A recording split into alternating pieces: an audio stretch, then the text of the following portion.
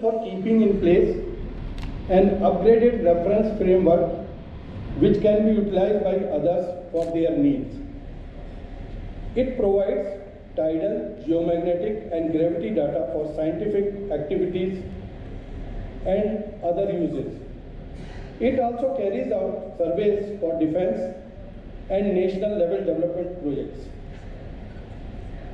Survey of India faced two major difficulties in fulfilling this mandate. First one is the challenge posed by the large extent of the country. The second is the need for huge resources to map the country in shorter intervals.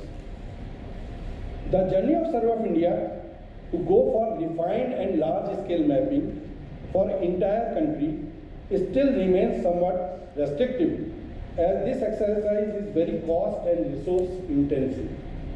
In Survey of India, topographical database has been prepared for the entire country on 1:50,000 scale. The large scale maps or data is also available for selected areas on 10,000, 5,000 and 2,000 scale surveyed by Survey of India for various central and state government projects. This topographical database of the country forms the foundation data set on which other departments like Geological Survey of India, Archaeological Survey of India, Forest Survey of India, NETMO, NRSC, Central Groundwater Board, Census, Central Water Commission prepare their thematic maps and data layers. A noticeable change in the user requirement occurred in geospatial sector after introduction of high resolution satellite imageries and digital sensors. Low flying platforms, GPS, GNSS, RTK, TPK, LIDAR and IPSAT technologies, web technologies, mobile technologies, high-speed computer capable of processing big data and cloud computing are also now readily available for use. The government's initiative to upscale developmental activities in India has brought several new projects like National Urban Information System, Digital India Land Record Modernization Program, Integrated Coastal Zone Management, Central Mine Planning and Design Institute Project, Smart Cities, AMRUT, National Hydrological Project, National Mission for Clean Ganga and Swamit. These projects require large-scale mapping. The generation of high accuracy data is possible, and now the users demand the sub-meter accuracies and larger scale mapping. This makes a paradigm shift in the requirement from mapping agencies. There is increasing demand for high resolution, large scale mapping, which is in sharp departure from the medium and small scale maps data that Survey of India used to prepare in the past. Any map providing agency has to understand the trend of users of their products and align itself with the same. Survey of India has well aligned itself to this evolving landscape and is positioning itself well to meet the emerging technologies. Survey of India carried out a series of large-scale surveys. To begin with, there was Integrated Coastal Zone Management Project, wherein a 9 centimeter GSD aerial photography using digital camera was done and fieldwork was partly outsourced to private firms for the first time. The success of this project was remarkable. Mapped the neighborhood in Uttarakhand where LIDAR technology was used for the first time for large-scale terrain data collection in difficult Himalayan terrain. National Hydrological Project wherein a combination of latest technologies is being used involving drone survey, LIDAR survey, gravity survey and geoid modeling. generation of high resolution 3 to 5 meter and half meter dam, and establishment of course network is also being done. National Mission for Clean Ganga project, in which technologies similar to an NHP project are being used. Yet both the projects are in UP, and we have completed about establishment of about 32 course stations. Apart from that, LIDAR mapping is going on, flying is going on, and geoid modeling of Uttarakhand, Uttar Pradesh, Jharkhand, it's completed. Large-scale mapping projects in state of Haryana, Maharashtra, Karnataka, wherein large-scale drone survey of 10 centimeter accuracy is being done.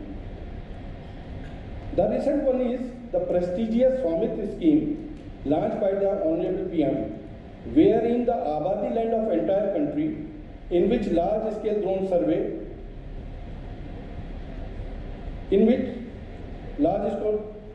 is being carried out.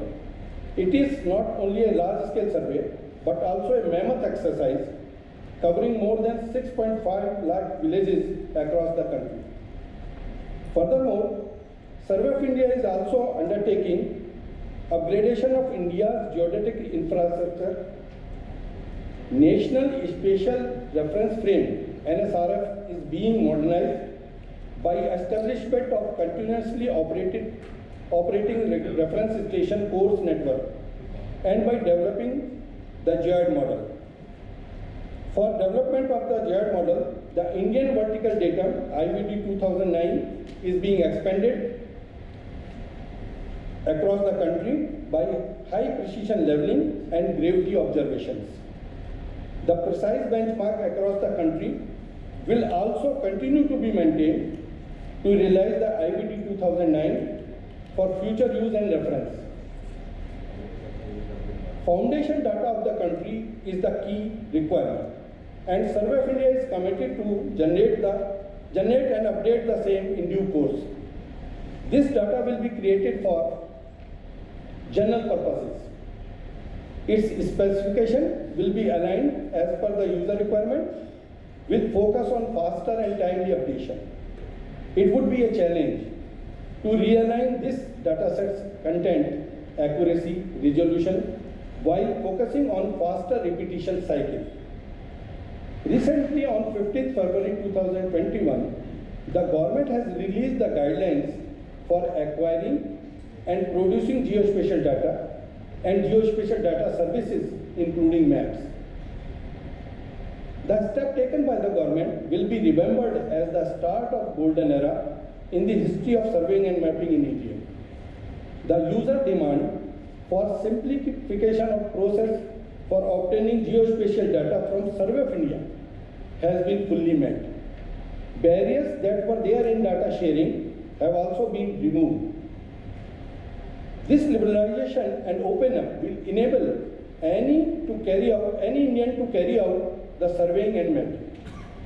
The responsibility to map entire country was with Survey of India,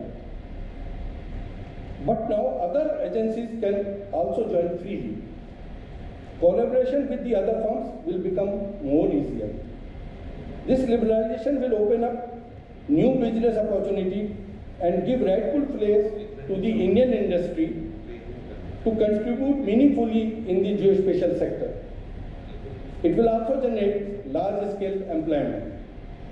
The guidelines will promote innovation and give a boost to Startup India program. The policy provides an opportunity to Survey of India in partnership with the industry to effectively contribute in flagship program of Government of India like Digital India, Skill India, Startup India, Swachh Bharat, Swamitra and Amrit. It is in line with the vision and initiative of Honorable Prime Minister for Atmanirbhar Bharat and eventually going to create huge pool of homegrown skilled resources in geospatial and allied sectors. While geospatial industry will flourish, a large amount of data will be created and will give boost to economy and development of the country. Our mission to become a $5 trillion economy by 2024 and 25 will be successful. I wish that in future other government entities, academia, industries, users and Survey of India will work together for the growth of geospatial sector in India. I congratulate the organizers in their endeavor to arrange this state seminar for geospatial fraternity, users and other professionals at Lucknow. Thank you.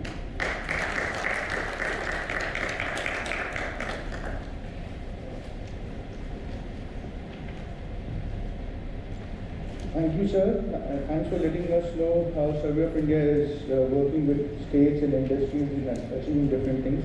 With this, I'll invite Sanjeev from Trimble to give his address.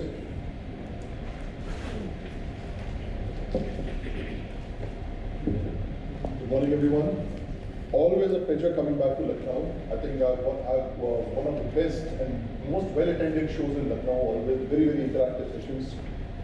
Thanks to Geospatial Media, UPRSI for giving us the opportunity to be here.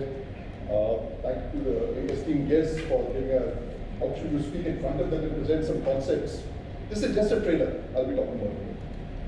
Right? There's so much, and the stage has been very well set by Agarwal Saab's speech, Sanjay's speech, and Survey General's speech. They've set the stage very well for me to come in and try and introduce a new content as well.